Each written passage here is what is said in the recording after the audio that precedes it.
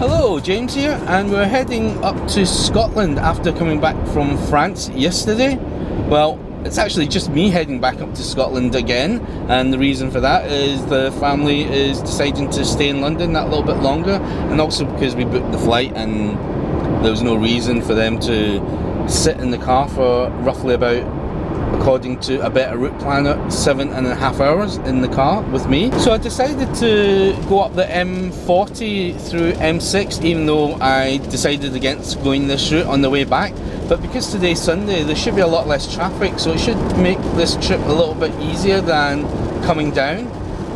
Also, according to the BBC News, it's supposed to be sunny or overcast today in London. We got a little bit of rain at the moment, but towards Birmingham and Manchester it should start brightening up. So I just left it on a better route planner as in a dry day, because I wasn't expecting this amount of rain already. So I am just switching lanes here. That guy pull over. So I'm going to head up 70 miles an hour and see if we can do any better than before. We started off the journey at 96% on the battery. We managed to get a full charge last night when we went out for dinner, and managed to get a pod point charger, and it was free as well. So I managed to get up to 100% while we were out for dinner, which is great. So I'm setting off with a good state of charge. The better route planner was still trying to split the journey into two chunks of two stops into three chunks of roughly about 130 miles, and that's probably a good sort of like distance to stop anyway, like I said before. But I've decided to go against that, and there's three charge points. Well, there's three charge points between 160 to 220 miles between them, and I've punched all three of those into the sat-nav, and according to a better route planner I should be able to reach the middle one, which is near Wigan, and that should actually get us, according to a better route planner, 37% on the battery. It's a Holiday Inn and it's a Polar. Oh, and before I forget, that we actually left at 8:55 AM, and we're just going to see if a better route planner is correct. It's saying that I should be able to make it up to Scotland in just over 7 hours, including charge time. So we'll see how we get on. 70 miles an hour up the motorway, slight tailwind, supposed to be a bit sunnier than this. We'll just play it by ear and see how we get on.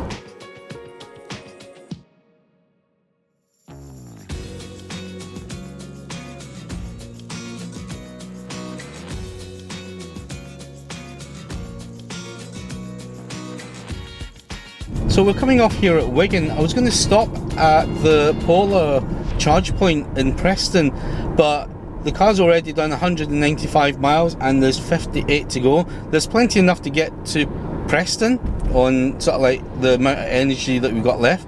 There's roughly about 23% left on the battery, but the car's actually got a longer range than my bladder, and I really need to go and take a break now. And it's actually lunchtime, so I thought I'd take a long break here and charge the car up.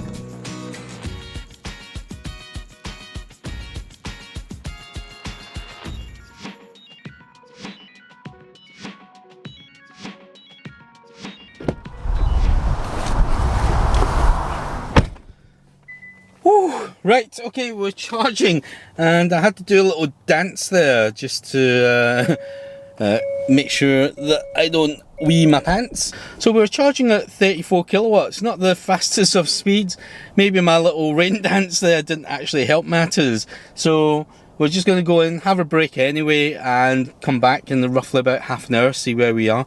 It says 1 hour and 6 minutes to get to 80%, but we'll get back and check where the car is. If it's still at a slow speed, I might actually head towards Preston after this just to top up again, see if we can get a faster charge speed over there.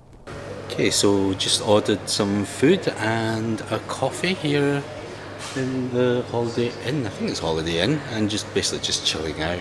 And see where the charge gets me when I finish my lunch and coffee.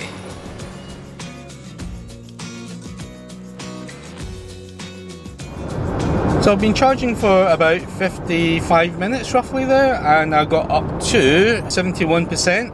It's not enough to get us to where we need to go. It says we got 189 miles on the gasometer. So our final destination at home is 218 miles. So we're not really going to make it back. So we'll need a charge somewhere along the line, just a little quick top up. I probably should have charged up for another 15 minutes back there, but it was a little bit slow anyway, about 34 to 37 kilowatts. So I thought I'll leave it at that and travel up north, because I had a nice long break actually, which was well needed.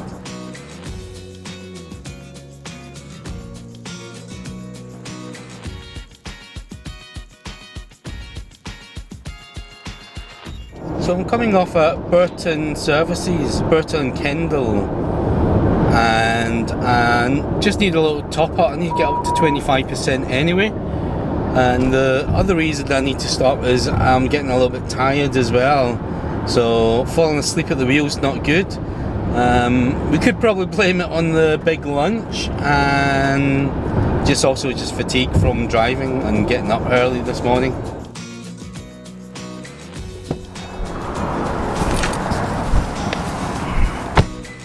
Okay, it looks like it's working, and we're charging at 40 kilowatts on charge speed. And I have the climate control on while I catch some Z's. Actually, I might as well show you this while I'm here. So we're at 54%, 55 now. It's going to take an hour 20 to charge the full, but we only need about 10 minutes of charge. I had someone on the comments in my last video that they had a issue with the actual screen here, which is from the dash cam, and basically this section here was that the sun would get into it and it would cause a glare, and I figured it out that it was to do with this part here. If we look on the other side, you'd see there's like a little dip going in, and that was causing light to come in. I applied that onto it, and that has actually stopped the glare. I'll probably have to find a better solution than that. But that's just how it is at the moment. So I'm going to catch up on a quick snooze, and our journey should be 165 miles. So we only need like a couple of minutes of charge here. For home it's 165 miles as indicated. So we are at 148. So I'm just going to let this charge for about 5 minutes, 10 minutes at the most. I'll set the alarm for 10 minutes. I'll catch the snooze and then we'll head off again.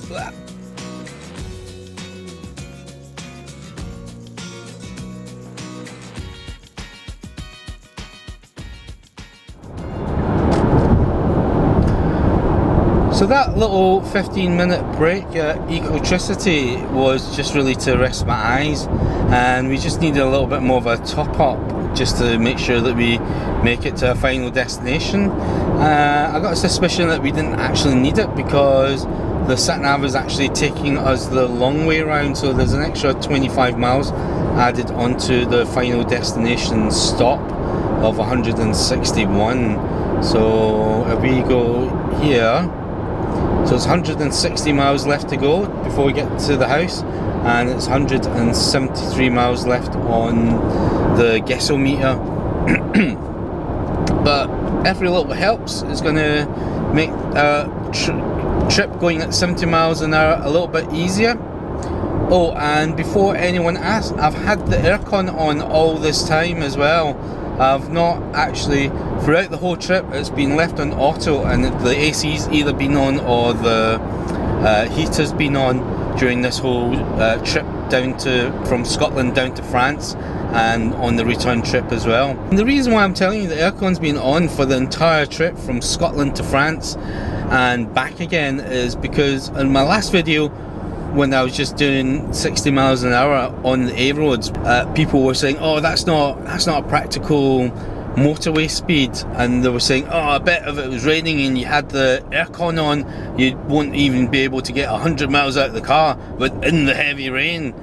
And I think I kind of proved that wrong, because I've been doing 70 miles an hour, and even in the rain before, I was getting 3.5 miles per kilowatt hour, and that works out to be about 224 miles of range. And currently I'm getting 4.1, and 4.1 out of the 64 kilowatt hour battery, we're talking 264, I think 260 odd miles of range in doing 70 miles an hour in good weather. So even doing 80 miles an hour, I was still averaging 2.9 miles per kilowatt hour. And that there, I mean, even if you multiply that by the 64 kilowatt hour battery, you're talking about 100 and just under 190 mile range on that alone. The Hyundai Kona has proven that it is more than capable of travelling from Scotland all the way to the north of France at a constant 70 miles an hour or 113 kilometers an hour. And with that sort of speed and distance covered so far, we have travelled 1,239 miles. The car has performed with no issues at all. So the only thing that's letting the Kona down is not the car, but the charge speed of the charge points up and down the country. And it's more to do with the charge points only being 50 kilowatt charge points, and the car's only been able to draw about 43 kilowatts out of them, and that is the only sticking point, just because of the size of the battery. If all the charge points have been upgraded to 100 kilowatts, I should be able to pull 77 kilowatts out of them, which would reduce the time dramatically down to almost half.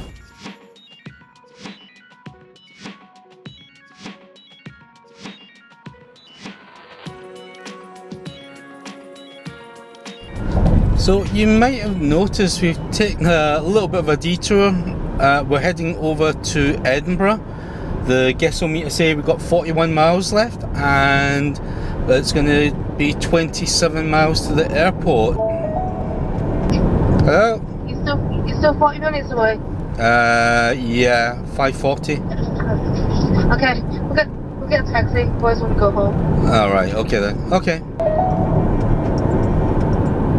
Hello? Well, wait, I'm not paying the taxi prices. How much is it? 30, yeah. 30 quid? Yeah. And then call us once you get to the airport as you're coming in. Right, well, it says 32 minutes, so I'll give you a call when I get closer, yeah? Okay, yeah. Right, okay. Okay, bye. Bye. Change of plan again. We've still at 19 miles to get to the airport, and looks like I might need a little bit of a charge up on the way home. After all, this was not the actual plan. I thought it was going to be a little bit later than this, and I wasn't actually even thinking that it'll coincide with Jen and the kids getting to the airport. But as things are, I think we should be able to make it to the airport for sure. We should have at least 11 mile spare range. I'll try and eke out a little bit of the battery to give us a little bit more. So this is the game plan now. I'm heading back to the airport.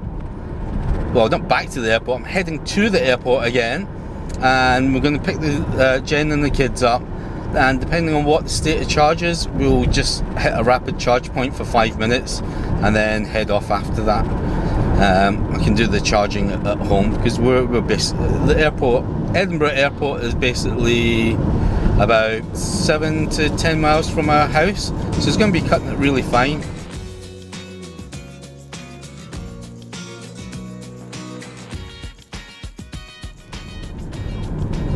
So we're up to 28 miles left on the gasometer, and we've got 10 miles left before we get to the airport, so we should get there with plenty of juice in the tank. And I was a little bit worried before because we were heading, I think it was because we were heading uphill, so it was actually the miles was dropping, the gasometer miles were dropping faster than the miles that were left to go. But now that we're here, we're almost at the A71, and the A71 is all downhill, so it can only be a good thing.